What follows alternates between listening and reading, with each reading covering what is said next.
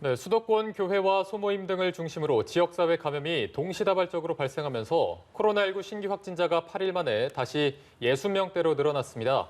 이런 가운데 전 세계 누적 확진자는 첫 발생 6개월 만에 1,000만 명을 넘어섰습니다. 네, 오늘 관련된 내용 전문가와 함께 짚어보겠습니다. 김경우 인제대 서울백병원 교수 그리고 김수민 시사평론가와 함께합니다. 두 분 어서 오세요. 안녕하십니까?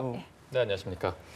자, 코로나19 신규 확진자 수가 이제 62명으로 현재 파악이 되고 있습니다. 지금 지역사회 감염도 그렇고 해외 유입 확진자도 그렇고 숫자가 그렇게 크게 의미는 없겠지만 상황이 워낙 엄중하다 보니까 그래도 현재 상황 60명을 돌파하면서 지금 어느 정도로 파악하고 계십니까? 네, 지금 이제 국내 지역 발생은 이제 40명으로 알려져 있고요. 그 내용을 잠깐 보게 되면 이제 최근에 광주와 전남에서 이제 하루 만에 7명의 확진자가 발생했는데 네. 처음 감염원 두 분께서는 아직 어디서 감염된지 알 수가 없고 그래서 이제 가족이라든지 중학생 손자 이렇게 감염이 보고가 되고 있고요. 지금 감염 경로를 알 수 없는 감염이 이제 서울에서도 3건, 대전에서도 4건, 경기도 3건 이렇게 해가지고 계속 이어지면서 이 한 분의 감염 경로 미상의 환자분이 얼만큼 많은 집단 감염하고 연관되어 있을지 항상 좀 우려가 되는 상황이 되겠고요. 지금 계속적인 어떤 발생 양상을 보게 되면 이제 소규모 교회 모임이 계속 반복된다는 점이 초기부터 조금 주의를 하자고 했는데 좀 잘 지켜지기 어려운 부분이 있는 것 같고요. 네. 또 다른 측면은 이제 증상 발현 이후에 확진 판정까지 이제 감염이 인지되는 시점이 조금 늦는 면이 또 있어서 이제 감염 증상이 의심되시는 분들이 이제 빨리빨리 선별 검사를 받아서 확진 판정을 받으시고 또 증상이 있으시면은 이제 출근을 하지 말고 이런 것들이 조금 더 적극적으로 시행돼야 될 것 같고요. 네. 그다음에 이제 방역망 안에 들어와서 이제 접촉자를 추적하는 과정에서도 이 인지 시점이 조금 늦은 케이스가 조금 나오는 것 같습니다. 그래서 조금 더 빨리 특히 이제 그 확진자께서 자기의 동선을 진술하실 때 잘 기억이 안 나서 좀 고의가 아니더라도 좀 헷갈릴 수가 있겠지만 그래서 좀 빨리 정확한 동선을 빨리 확보하는 것이 지금 방역 관리에서 좀 필요한 부분이 될 것 같습니다. 네. 이게 생활 속 거리두기 방역 체계 기준선 중에 하나가 50명 미만으로 떨어져야 되는 건데 62명이라는 확진자가 발생하니까 조금 더 좀 위기감이 더 다가온다고 할까요? 지금 상황은 또 어떻게 보고 계십니까? 네, 지금 사회적 거리두기에서 소위 얘기하는 생활 속 방역으로 전환을 했다고 하는데 현재 다시 늘어나고 있는 이 추이를 봤을 때 특히 수도권 지역은 안심할 수 없는 그런 처지고 네. 그리고 전 세계적으로도 가을이 되면 제2차 유행이 다시 일어날 거다라는 관측이 일어나고 있거든요.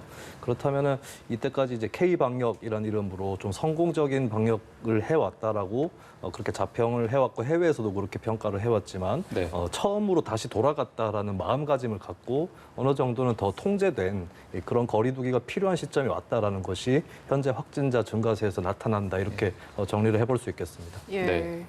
자, 이번 주 양상을 보니까 사실 소규모 중심으로 교회를 중심으로 한 소규모 확산이 이어지고 있는 상황인데 사실 많은 분들이 모이지 않더라도 이렇게 식사를 하거나 대화를 나누는 과정에서 좀 비말이 튀면서 감염이 확산이 된 것 같습니다. 자, 이런 가운데 이렇게 모임에 참석한 이들 중에서 굉장히 많은 분들이 감염된 사례가 계속해서 이어지고 있죠. 네, 그렇습니다. 교회 같은 경우는 이제 대규모 예배 같은 경우도 문제가 되겠지만 사실은 우리 지하철에서 감염 사례 이런 것들을 보면 알겠지만 사람이 많다고 해서 감염이 쉽게 되는 건 아니거든요. 중요한 것은 이제 밀접하게 접촉을 했느냐 이 여부가 될 텐데 교회는 예배 외에도 여러 가지 동아리라든지 소모임 또 성가대 이런 것들이 진행이 되는 그런 공간입니다. 특히 성가대 같은 경우 생각을 해보면 마스크를 쓰고 노래를 부른다거나 이건 좀 상상하기 어려운 것이죠. 네. 그러면서 비말 전파 가능성이 더 커진다라고 볼 수가 있겠고 교회 중에서도 이제 이번에 감염이 일어난 교회 중에 한 군데는 이제 교인 수가 그렇게 100명이 되지 않는 작은 교회인 경우도 있습니다. 근데 이 경우에도 문제가 될 수 있는 것은 오히려 큰 교회에서는 인원이 많기 때문에 방역을 관리할 수 있는 그런 신도라든지 이런 인력이 어느 정도 확충이 될 수 있거든요. 하지만 작은 교회에서는 그만한 인력이 없고 또 어느 정도 주의가 흐트러질 수 있다. 이 점까지 감안을 한다면 교회에서 일어나고 있는 특히 교회 내에 소모임에서 일어나고 있는 이 전파 문제는 좀 심각한 것이라고 볼 수 있겠습니다. 예. 네. 작은 교회, 큰 교회 조금 분류해서 말씀해 주셨는데 저희가 큰 교회 상황도 조금 살펴보면 왕성교회 같은 경우에는 신도가 거의 1,700명이 넘어가기 때문에 굉장히 더 우려가 되고 있고 확진자의 좀 직군을 보면 초등학교 강사, 뭐 교사, 호텔 사우나 직원 등 많은 사람들을 좀 접촉을 하는 직군이다 보니까 계속해서 N차 감염이 퍼지지 않을까 좀 우려가 되고 있는데 어떻게 보고 계십니까? 네, 그래서 그 감염이 인지된 시점하고 감염되신 분들이 얼만큼 방역 수칙을 잘 지키셨느냐 이것이 이제 N차 감염에 여파를 미치는 요인이 될 것 같은데요. 네. 지금 말씀하신 그 왕성교회 같은 경우에는 그 지표 환자가 처음 확진된 게 24일인데 이분이 성가대 연습하신 게 이제 18일이고 교회 MT 가신 게 19에서 20일 그리고 21일 예배 이렇게 해서 아마 18일부터 이미 전파가 시작됐을 텐데 네네. 이미 한 일주일 정도 지난 시점에 인지가 됐기 때문에 만약 18일 감염이 일어난 때로부터 충분히 2차, 3차 감염이 일어났을 가능성이 있었을 것 같고요. 물론 이제 접촉했던 분들이 방역 수칙을 잘 지켰다면은 추가적인 2, 3차 감염은 일어나지 않을 텐데 이분들이 또 추가적으로 접촉했던 분들에 대한 역학조사와 이제 검사 또 격리 같은 것이 필요할 것 같은데요. 아무래도 대규모 교회다 보니까 교회 참석하셨던 분들이 다른 직장에 또 근무하시게 되면 또 그 직장에 또 근무하시는 그분들 또 다 검사 받으러 오셔야 되고 또 그분 중에 또 뭐 임신하신 분도 있고 그래서 또 2차적인 어떤 어려움의 피해도 많기 때문에 지금 같은 경우에는 특히 이제 종교 모임, 특히 이제 교회에서 어떤 큰 모임이든 작은 모임이든 당분간 좀 비대면 모임으로 바꾸시고 대면 모임은 좀 연기하거나 좀 취소하시는 것이 지금 좀 적극적으로 필요할 것 같습니다. 계속 좀 반복되고 있어서 네네. 이게 조금 좀 안타까운 부분이 되겠습니다. 네. 네, 방금 말씀하신 것처럼 N차 감염에 대한 우려가 굉장히 높기 때문에 정부가 교회발 집단 감염이 계속 잇따르는 상황에 대해서 이제는 종교시설을 고위험시설로 지정하겠다 이 방안을 검토하고 있는 중인데요. 자, 이렇게 고위험시설로 지정이 됐을 때 이전보다 효율적으로 관리가 될 수 있을까요? 네, 그래서 지금 많은 교회에서 이제 그동안에 확진자가 다녀갔는데 어떤 교회는 방역 조치를 잘해서 추가적인 전파가 안 일어난 교회도 있었고 또 이렇게 소규모 교회나 아니면 또 좀 이렇게 좀 밀폐된 환경에서 또 친목 모임, 식사를 하거나 마스크를 벗고 이제 성가 연습, 뭐 찬송을 한다든지 이런 상황에서도 전파되기 때문에 일단은 교회에서의 어떤 방역 수칙을 조금 엄격하게 좀 적용해야 될 것 같고요. 이걸 이제 행정적으로 이제 우리가 단속을 할 것인가 아니면은 공동체 좀 자발적인 어떤 참여로 유발할 것인가 그것이 좀 결정이 돼야 될 것 같은데 아마 지금 좀 공동체 자발적인 참여는 조금 좀 한계가 있기 때문에 네. 좀 아마 회의를 거쳐서 조금 그 고위험 시설로 간주해서 좀 방역 수칙 적용을 좀 엄격하게 적용하는 것도 좀 한시적으로 좀 필요하지 않나 이렇게 생각이 되고요. 네. 또 이제 최근 들어서는 이제 어떤 행정 조치의 어떤 그런 방역 준수 조치 확인뿐만 아니라 이제 우리 국민신고 안전 앱을 통해서 또 이제 제보하는 기능을 또 있기 때문에 자가격리를 위해서 신고하는 그 국민안전 신문고 앱을 통해서 또 이런 방역 수칙이 좀 잘 안 지켜지는 데는 또 이렇게 제보하는 채널을 또 만든다고 하니까 그런 것들을 또 좀 이용해서 참여하는 것도 한번 생각해 볼 수 있을 것 같습니다. 네. 자, 그리고 저희가 앞서 또 전해드리기도 했지만 국방부 영내 어린이집에서 3살 남자아이가 코로나19 양성 확진 판정을 받았습니다. 이 어린이집의 전체 원생이 214명이라고 파악이 되고 있는데 아무래도 좀 걱정이 되는 게 아이들이다 보니까 면역력도 더 약하고 그만큼 더 전파가 잘 되진 않을까 걱정이 되거든요. 네, 그렇습니다. 그래서 자연스럽게 뭐 2주간 폐쇄라는 결정이 내려질 수밖에 없었고요. 네네. 그리고 이제 어린이집에 다니는 원생들 중에 일부는 형제가 또 학교에 다니는 그런 경우도 있을 텐데 네. 그럴 경우에 이제 그 형제가 다니는 학교에도 어느 정도 영향을 끼칠 가능성이 있기 때문에 이런 부분이 또 우려가 됩니다. 그 학교에서도 이제 조사가 필요하거나 혹은 등교를 중지하는 그런 일이 또 벌어질 수가 있겠고 그리고 이제 이 어린이집에 다니는 원생들의 부모는 이제 대부분 그 국방부라든지 군대에서 근무를 하는 사람들인데 직장으로 또 전파될 수 있는 이런 가능성 이런 것 여러 가지 이제 N차 감염에 따른 전파 가능성이 많이 열려 있다라고 볼 수 있겠습니다. 예. 네. 사실 그동안 사회적 거리두기, 생활 속 거리두기 등이 거리두기 명칭 자체가 굉장히 다양하지 않았습니까? 그래서 좀 혼란을 겪는 경우도 많았었는데 이제 정부가 거리두기 명칭을 사회적 거리두기로 통일을 하고 그 심각 정도에 따라서 1단계에서 3단계까지 구분을 하겠다. 이런 방침을 내놨는데요. 자, 이렇게 명칭이 변화가 생기는 거에 대해서 조금 더 자세하게 짚어주시죠. 있죠. 네, 그래서 그 외국 같은 경우에도 뭐 1단계, 2단계, 3단계 해서 그 각 단계별로 거리두기를 완화할 때 어떤 적용을 기준할 것인가. 우리나라도 이제 일회 신규 확진자 수라든지 감염 경로 미상 환자 또 방역망 내 관리 비율 이런 것들을 지표로 제시해서 거리두기 강도를 조절한 것을 이미 시행한 바가 있는데요. 일단은 어떤 지표를 이용해서 어떤 거리두기를 강화하는 방침 이것은 이제 적극적인 우리가 총선 방역을 통해서 이제 전국적인 전 국민들이 참여하시는 사회적 거리두기 강도, 특히 이제 다중이용 시설에 대한 어떤 강제적인 행정 명령, 집합 금지 명령이라든지 운영 자제 명령이라든지 이런 것들이 이제 좀 더 적극적으로 적용될 수 있을 것 같은데요. 이제 아무래도 이런 그 지표 유행 정도에 따라서 단계를 강화하는 것도 하나 생각할 수도 있고 우리가 언젠가 이 거리두기를 완화할 때는 확진자 수가 언제든지 증가할 수가 있기 때문에 확진자 수 증가에 대비해서 우리가 빨리 그 확진자를 조기에 인지하고 확진자를 빨리 동선을 빨리 추적하고 그다음에 빨리 접촉자를 격리할 수 있는 이런 추적 방법 그리고 전 국민들이 기본적으로 잘 실천할 수 있는 생활 방역 수칙은 있지만 잘 못 지키시는 경우가 많기 때문에 예. 현실적으로 어떻게 잘 지키실 수 있도록 할 것인가 이걸 좀 세부적으로 아이디어를 같이 모으는 방안도 좀 필요할 것 같습니다. 네.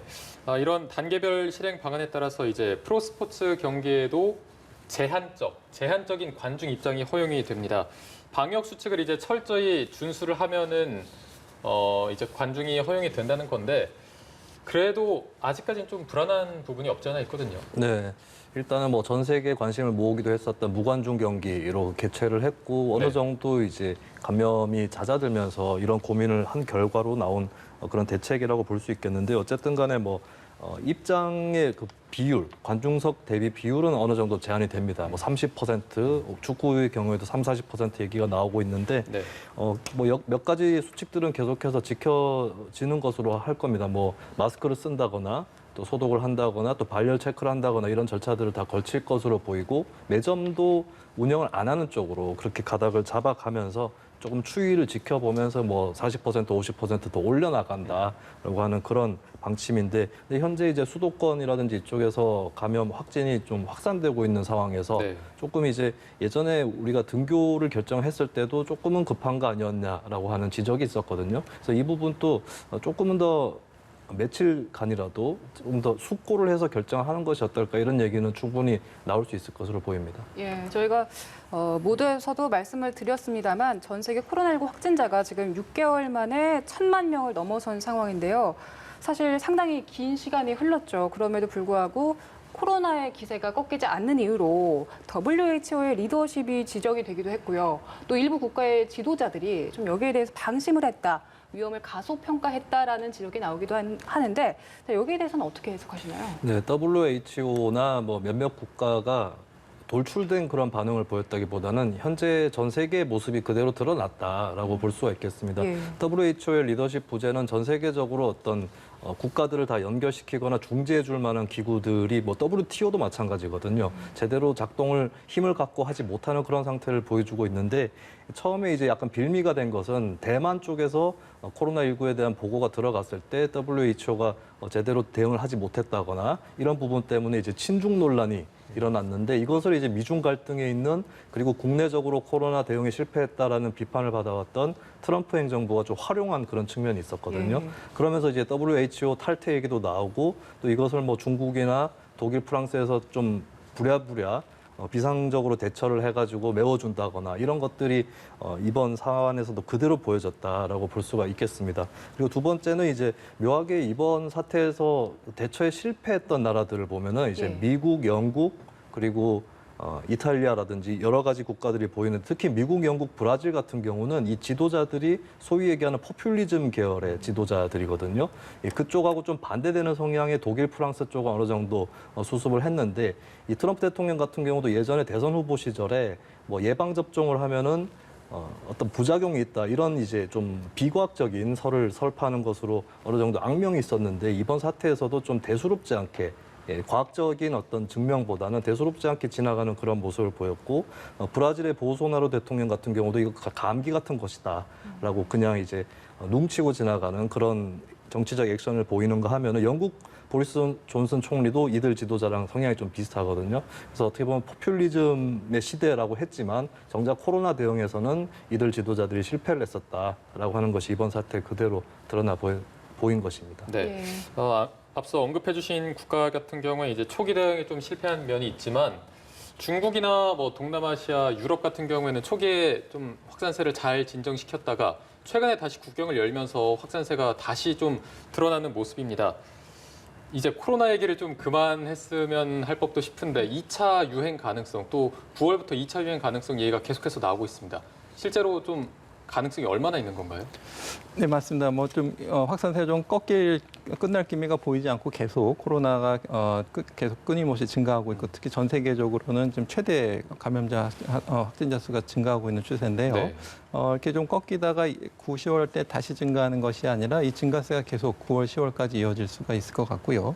특히 이제 가을, 겨울철에는 이제 북반구 같은 경우에는 이제 차고 건조한 환경 때문에 이제 호흡기 바이러스가 같이 유행할 가능성이 많이 있겠고 이런 호흡기 감염 바이러스는 이제 코로나19와 이제 유사한 증상을 나타나기 때문에 어떤 보건의료 체계에서 이 호흡기 감염 환자를 진료하기가 굉장히 까다롭고 어려울 수가 있겠습니다. 코로나19인지를 먼저 확인해야 되기 때문에요. 그래서 일단 보건의료 현장에서 굉장히 혼란이 많이 초래가 될 수 있겠고 아무래도 이제 여름과 같은 기후에 지금 별 영향을 받는 것 같지 않다는 의견들이 많이 있지만 오히려 반대로 생각하면은 지금 여름이기 때문에 예. 한 이 정도 증가세가 아닌가 생각해 볼 수가 있을 것 같고 네. 보다 이제 밀폐된 환경이 많이 노출되고 또 차고 건조한 환경이 되면 바이러스 생존 기간이 더 길어지기 때문에 또 자외선 지수도 떨어지게 되고 그래서 얼마든지 감염 위험성이 더 올라갈 수가 있겠습니다. 그리고 또 한 가지 우려스러운 것은 아직은 확실히 밝혀져 있지는 않지만 보다 바이러스 감염이 더 잘 되고 또 전파가 잘 되는 변종이 오히려 더 생존을 더 잘할 가능성이 많기 때문에 앞으로 오는 바이러스들의 어떤 변종 특성에 의한 또 감염 전파가 더 잘 일어나서 더 큰 유행이 언제든지 올 수 있다는 것에 대해서 항상 준비를 해야 될 것 같고요. 아직 이번 가을에는 아직 지금 치료제나 백신이 나오는 것이 없기 때문에 그리고 지금 자연 면역을 통해서 감염된 국가도 이제 10% 미만이기 때문에 대부분의 모든 사람들이 아직은 노출되면 감염이 될 위험성이 많기 때문에 네. 특히 이번 가을에 겨울에 대유행에 대해서 좀 더 철저하게 준비를 해야 될 것 같습니다. 예, 여름이니까 이 정도다라는 말씀이 굉장히 우려스러운데 경각심을 계속해서 유지하는 게 참 중요할 것 같습니다. 자, 코로나로 인해서 세계 경제도 굉장히 큰 타격을 입지 않았습니까?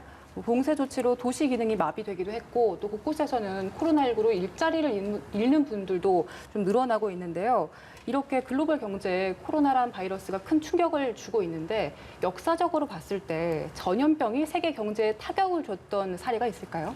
이렇게까지 크게 타격을 줬던 기억은 없고 오히려 이제 전염병하고 무관하게 1930년경에 있었던 미국이라든지 이 전 세계적인 대공황이 있었죠. 그때 충격에 맞먹을 정도다라는 진단이 이미 나오고 있습니다. 예. 단적으로 항공이라든지 공항에서 가장 징후를 크게 발견할 수 있을 것 같습니다. 승객이 어떤 기관에서는 뭐 90% 정도가 감소하는 그래서 항공산업의 손실이 100조 원에 가깝다라고 추산이 되기도 하는데 네. 이런 것들을 단초들을 충분히 여러 가지 발견할 수 있는데 종합적으로도 IMF에서도 올해 경제 성장률에 대해서 예측을 한 것이 마이너스 4.9%.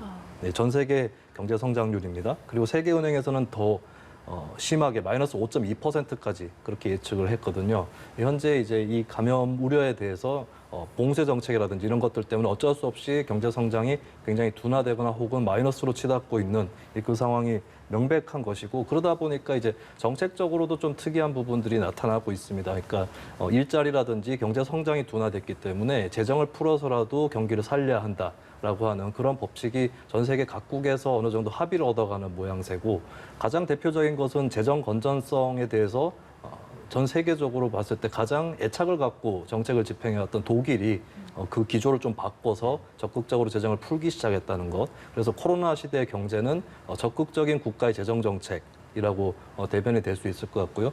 그 밖에도 뭐 코로나 해고 금지라든지 몇몇 국가에서 그런 것들을 시행을 하고 있는데 앞으로 고용에 대한 대책들 그리고 한국에서도 재난지원금을 필두로 해서 기본소득 얘기가 나오지 않았습니까? 그렇기 때문에 경제 패러다임이 코로나를 통해서 굉장히 크게 바뀔 수 있다. 마치 대공황 시대 이후의 케인즈주의라고 하는 경제 정책이 확립이 됐듯이 코로나 이후의 경제 정책과 전의 정책은 결코 같을 수 없을 것이다. 이것까지 정리를 해볼 수 있겠습니다. 네.